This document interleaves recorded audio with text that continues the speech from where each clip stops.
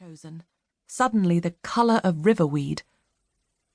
And there was Patrick, usually so confident, seeming hesitant and uncertain.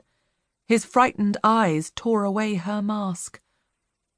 She thought she could feel them, the things in the buggy, wanting her, wanting something, and she couldn't stop herself trying to get away from them. The reflex was too strong to fight. But a split second later, when the door closed and she felt the shards of paint under her fingernails from where she'd been scrabbling at the window bars, she knew she'd made a huge mistake. She heard the babies crying outside in the corridor, and the sound was not Morgan and Riley. When her own babies cried, the frequency of it was so hardwired into her brain that it tugged her from her thoughts, and milk would immediately begin to leak from her nipples. This new sound was high and hard, the same sound twice, where Morgan and Riley were each distinctive. It sharpened her thoughts instead of muddying them.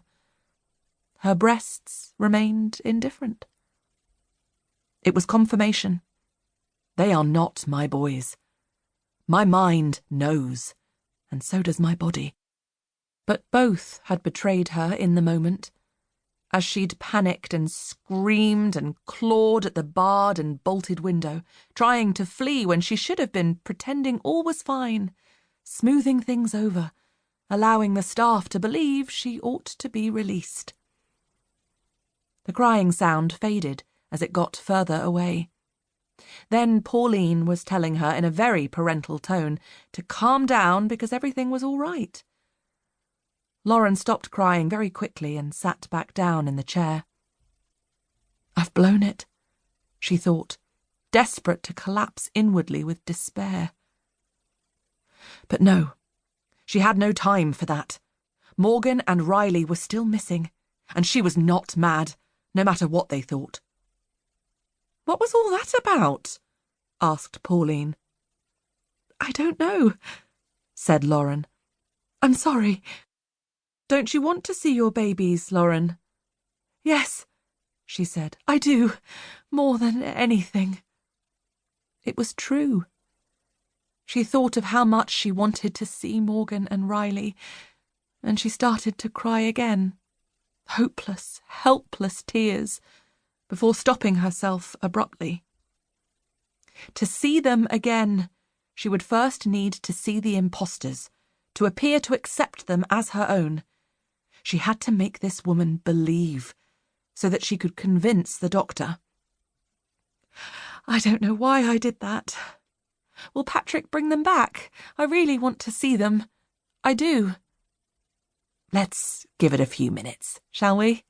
They'll go up to the nursery, and when you're ready, we can have them brought down again. Okay? Okay. But not too long? You need to be calm, Petal. Babies can pick up on emotions. I'm calm. I'll be calm. But the way she said it, far too quickly, and the way Pauline looked at her with eyebrows slightly raised, cast doubt on her words. The nurse put the telly on, that big rectangular pacifier.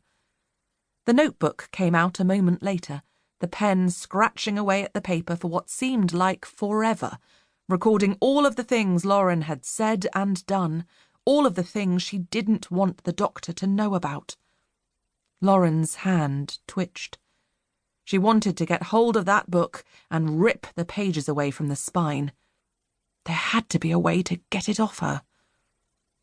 A knock-knocking, a cry of dinner, and Pauline tucked the notebook out of sight.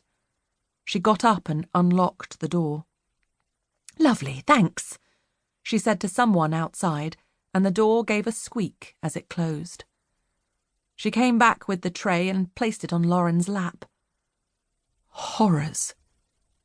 On the tacky wood-effect surface were 2 plastic bowls and a plate piled with matter, all of it emitting a thick odour of meat, fat, and overboiled vegetation. None of it Lauren would have chosen to put in her mouth and chew.